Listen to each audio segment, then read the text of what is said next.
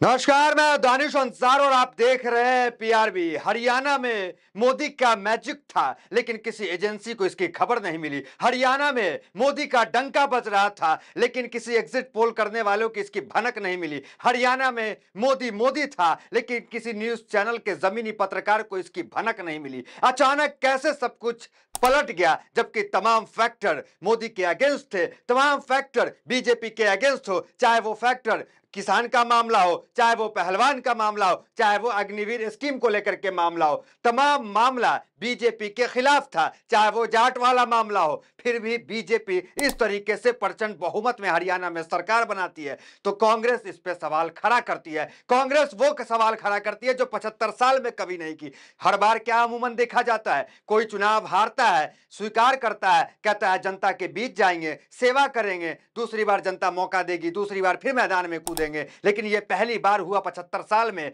जो 75 साल में कभी नहीं हुआ। इस लोकतांत्रिक देश के लिए यह अच्छी खबर नहीं थी जो कल हुआ। कल कांग्रेस ने अस्वीकार किया, कांग्रेस ने अपनी हार को नहीं माना और कांग्रेस ने इसे तंत्र की जीत बता दी कि तंत्र ने मुझे हरा दिया, मतलब मशीन ने हरा दिया। इस तरह की बात कांग्रेस कही। अब आते हैं खबर पे। आज क्या खबर है, रात में क्या कुछ हुआ, इसी में इलेक्शन कमीशन कांग्रेस गई थी, कांग्रेस के तमाम नेता गए थे। क्या कुछ हुआ आपको बताते हैं। एक वीडियो नायब सैनी, मौजूदा बीजेपी के मुख्यमंत्री, हरियाणा के मुख्यमंत्री नायब सैनी वोटिंग से, मतलब माफ कीजिए काउंटिंग से एक दिन पहले कह देते हैं तमाम तैयारी हो गई है, तमाम तैयारी हो गई और हम जीत रहे हैं। तो कौन सी तैयारी हो गई है, कौन सी तैयारी की बात ये कर रहे हैं। माफ कीजिएगा, काउंटिंग से पहले नहीं, वोटिंग से पहले की बात उन्होंने कही थी। वोटिंग से एक दिन पहले रात को उनकी प्रेस कॉन्फ्रेंस थी, उस वक्त उन्होंने कहा था कि तमाम तैयारी हो गई है।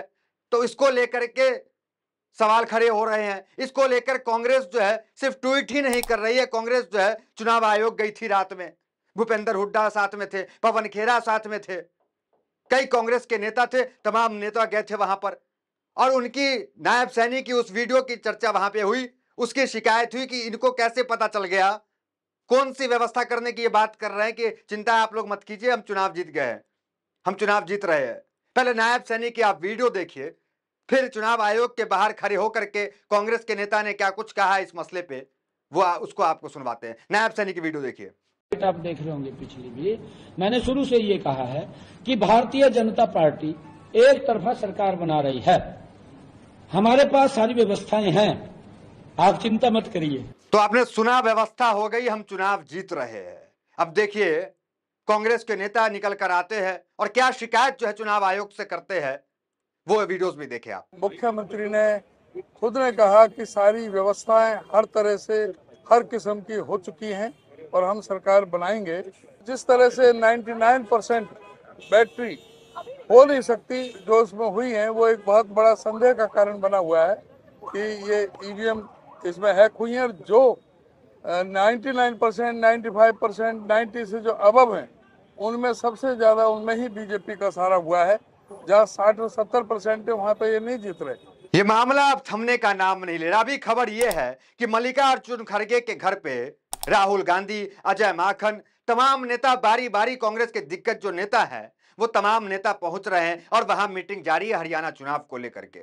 कई और भी खबरें निकल के आ रही है, लेकिन हरियाणा चुनाव को लेकर के किस तरीके से तमाम सर्वे, तमाम एग्जिट पोल ये बता रहे थे, तमाम एजेंसी ये बता रही थी कि हरियाणा की जो प्रचंड जीत हो रही है हरियाणा में कांग्रेस की, वो अचानक चीजें तब्दीली क्यों हो गई। सुबह जब बैलेट पेपर की गिनती हो रही थी उस वक्त कांग्रेस जीत रही थी, लेकिन जैसे ईवीएम खुलता है बीजेपी जीतने लगती है और इतना बड़ा मार्जिन सामने आ जाता है। कहीं बीजेपी टक्कर में नहीं थी, तमाम फैक्टर बीजेपी के खिलाफ थे। लेकिन इन मामले में अब कांग्रेस कहीं भी पीछे हटते नहीं दिख रही है। कांग्रेस के तमाम वो सांसद बयानबाजी कर रहे हैं, कांग्रेस के सांसद ये कह रहे हैं कि इस मामले में सुप्रीम कोर्ट हस्तक्षेप करे, सुप्रीम कोर्ट कुछ करे, और इलेक्शन कमीशन तो कांग्रेस गई ही।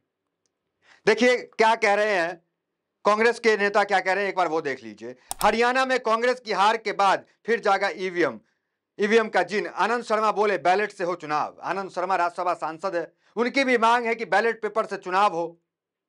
अब देखिए पप्पू यादव ने भी ट्वीट किया इस मामले में, देखिए क्या कह रहे हैं। हरियाणा चुनाव में बैलेट की गिनती में कांग्रेस 74 सीट पर आगे थी, ईवीएम की गिनती मात्र 35 सीट पर कैसे निपट गई। मेरी मांग है हरियाणा चुनाव की सारी ईवीएम की फॉरेंसिक एनालिसिस होनी चाहिए, पूरी चुनाव प्रक्रिया की जांच सुप्रीम कोर्ट के संवैधानिक पीठ करे।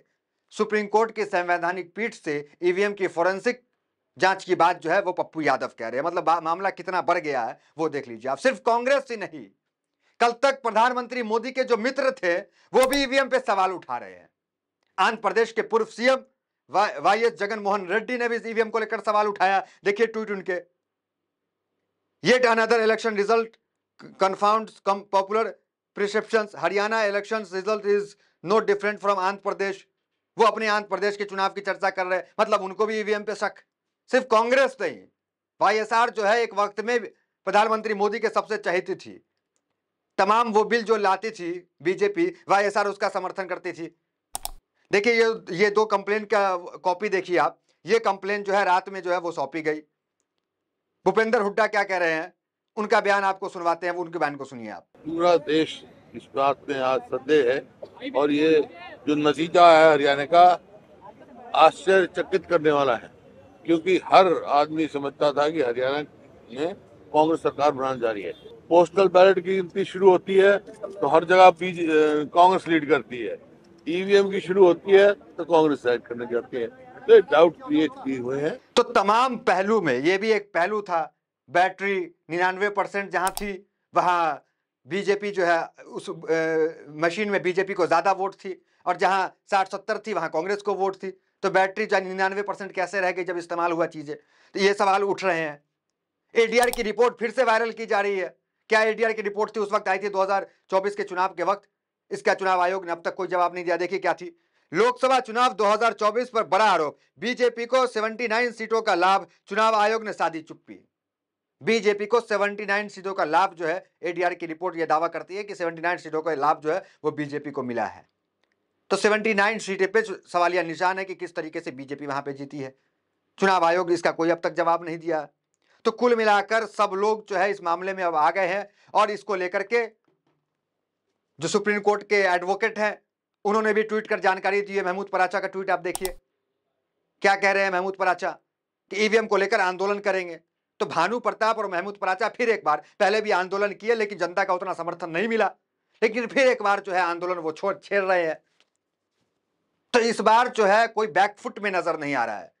चाहे वो देश की आम जनता का भी आक्रोश दिख रहा है, कई लोग जो है सोशल मीडिया पे लिख रहे हैं, बयान दे रहे हैं। जो नेता हैं, हालांकि सब नेता जो है ईवीएम से जीत करके आए हैं, जो जीते हुए उन्होंने वो भी विरोध कर रहे हैं। पप्पू यादव ईवीएम से जीते हैं, वो भी विरोध कर रहे हैं। तमाम नेता जो जीते वो भी विरोध कर रहे हैं। और यहां तक कि अखिलेश यादव ने तो ईवीएम से जीतकर कहा था कि हम ईवीएम से जीतेंगे और फिर ईवीएम को हटाने का काम करेंगे। इतना आक्रोश ईवीएम को लेकर के था। छोटी सी क्लिप आप अखिलेश यादव की देखिए सदन के अंदर की। अध्यक्ष महोदय, ईवीएम पे मुझे कल भी भरोसा नहीं था, आज भी नहीं भरोसा। मैं 80 के 80 सीट जीत जाऊं तब भी नहीं भरोसा। और मैंने अपने चुनाव में कहा था अध्यक्ष महोदय कि ईवीएम से जीत करके ईवीएम हटाने का काम करेंगे। न ईवीएम का मुद्दा मरा है, न जाएगा खत्म। जब तक ईवीएम नहीं हटेगी हम समाजवादी लोग उस बात पर अड़ग रहेंगे। तो नायब सैनी की जो वीडियो नायब सैनी की वायरल हो रही है, जिसपे सवाल उठाए जा रहे हैं कि नायब सैनी को कैसे पता चला कि हम जीत रहे हैं, नायब सैनी की कौन सी व्यवस्था करने की बात कर रहे हैं, इसको लेकर के मामला चुनाव आयोग गया। चुनाव आयोग को जो है लेटर सौंप दिए गए। चुनाव आयोग का जो कुछ जवाब आता है आपको बताने का काम करेंगे। फिलहाल इस खबर में इतना ही। मिलता है वीडियो से बने हमारे साथ। बहुत बहुत धन्यवाद।